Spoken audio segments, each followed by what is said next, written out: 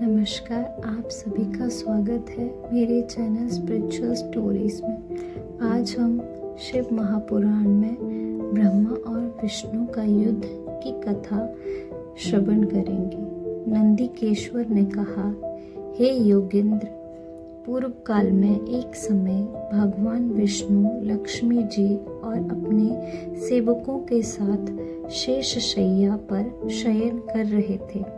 अकस्मात वहाँ ब्रह्मा जी आ गए और उन्होंने विष्णु जी को पुत्र संबोधन करके पूछा, हे पुत्र, तुम कौन हो?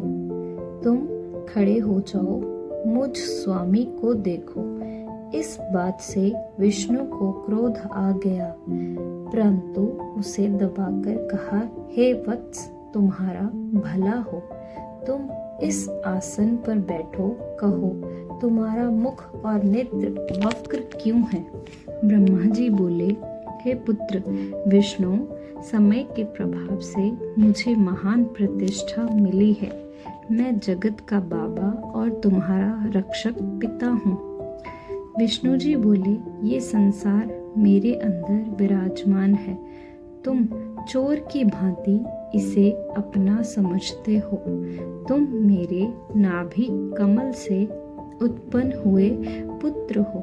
नंदीकेश्वर ने कहा, इस प्रकार वे दोनों परस्पर एक दूसरे को मारने को उद्यत हो गए। ब्रह्मा विष्णु लड़ने लगे और उनके वाहन गरुड़ और हंस भी परस्पर लड़ने लगे। विष्णु क्रोध से ब्रह्मा जी के वक्षस्थल पर बाणास्त्रों की वर्षा कर रहे थे। उधर ब्रह्मा जी भी विष्णु के वक्षस्थल पर घोर बाणों की वर्षा कर रहे थे। दोनों का भयंकर युद्ध देखकर देवता घबराए और बोले, आप दोनों अराजकता को जन्म दे रहे हैं। जिस शंकर से रचना, रक्षा, नाश, तिरोभाव और अनुग्रह उत्पन्न होते हैं, उनके अनुग्रह के बिना तिनके का भी नाश नहीं हो सकता। इस प्रकार सोचते सोचते भयभीत देवता कैलाश शिखर पर पहुंचे। शिव जी ने उन देवताओं को देखकर अपने पास बुलाया और उनको प्रसन्न करते हुए गंभीर एवं मधुर वाणी में कहने लगे। शिव जी का निर्णय। शिव जी ने कहा, हे देवताओं, मुझे पहले से ही ब्रह्मा और विष्णु के पारस्परिक युद्ध का ज्ञान था। शंकर ने उसी सभा के बीच 100 गणों को ब्रह्मा विष्णु के युद्ध में जाने की आज्ञा दे दी। फिर शिव जी ने आकाश में गुप्त रूप से उस युद्ध को देखा। दोनों ब्रह्मा विष्णु महेश्वर और पाशुपत अस्त्र के द्वारा एक दूसरे को मारने को तत्पर हो रहे थे।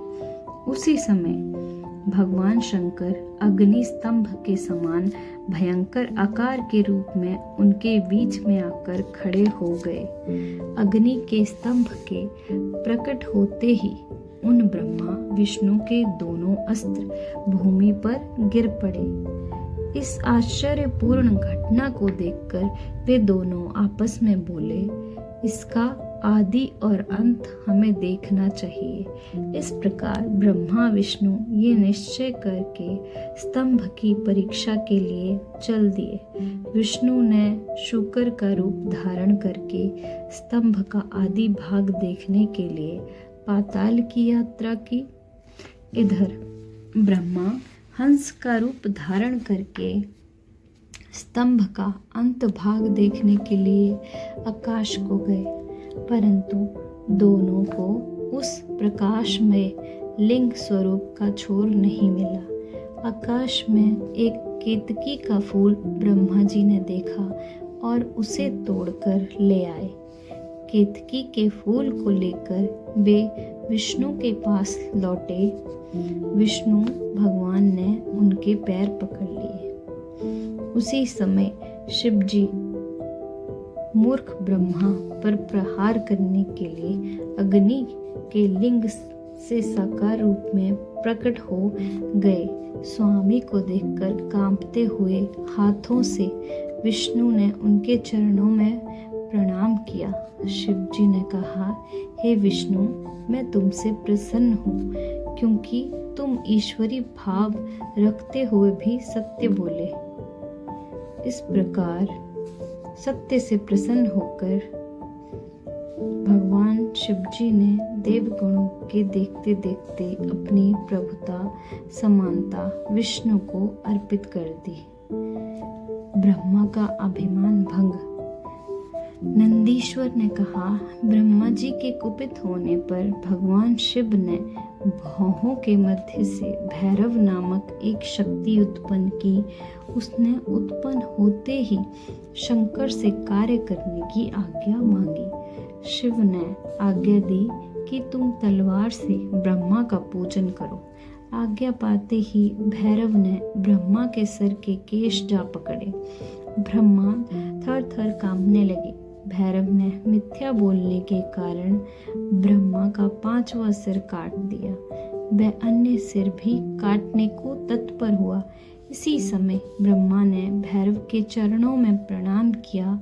विष्णु भी रोते हुए शिव जी के चरणों में गिरकर प्रार्थना करने लगे, हे ईश्वर, प्रारंभ में भी आपने कृपा कर इन्हें 5 सिर प्रदान किए थे, अतः इन्हें क्षमा कर दीजिए और प्रसन्न हो जाइए। शिव जी की आज्ञा से भैरव ने ब्रह्मा को छोड़ दिया।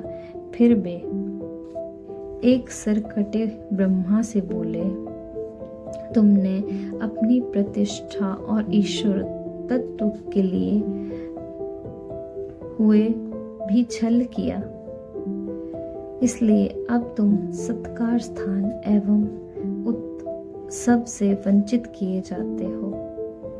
ब्रह्मा जी ने, हे स्वामी, हे वरदे कहकर अपना 5वां सिर मांगा। ईश्वर बोले, अराजकता के भय स्वरूप मैं विश्व की स्थिति बिगड़ने ना दूंगा। हे पुत्र, जो अपराधी हैं उन्हें तुम दंड दो, लोक मर्यादा का पालन करो। मैं तुम्हें वर देता हूँ कि आज से तुम गुणों के आचार्य हुए, वहीं तुम्हारा सत्कार और सम्मान किया जाएगा। कोई भी यज्ञ तुम्हारे बिना पूर्ण न होगा। ब्रह्मा जी से ऐसा कहकर ईश्वर उस केतकी के पुष्प से बोले, जा भाग, तू मेरी पूजा के योग्य नहीं। गणों ने उसे भगा दिया।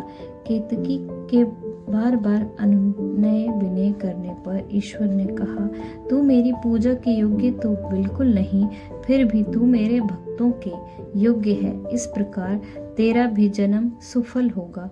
जहाँ मेरी मंडप रचना होगी उसका सिरमौर तू ही होगा। इस प्रकार ईश्वर ब्रह्मा, विष्णु और केतकी पर कृपा कर देवताओं के मध्य अपनी शोभित सभा में जा बैठे। तो आपको ये कथा कैसी लगी? और ऐसी कथा जानने के लिए मेरे चैनल को like, comment, share and subscribe करें। तब तक के लिए हर हर महादेव।